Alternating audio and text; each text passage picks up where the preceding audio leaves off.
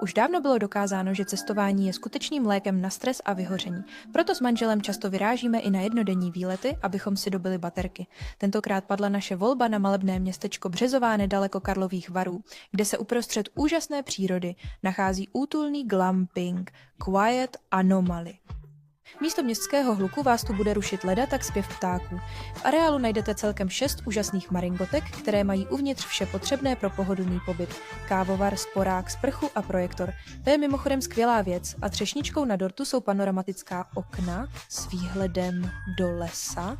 Mimochodem zvenčí jsou tato okna zrcadlová, takže vy vidíte všechno, ale vás nikdo.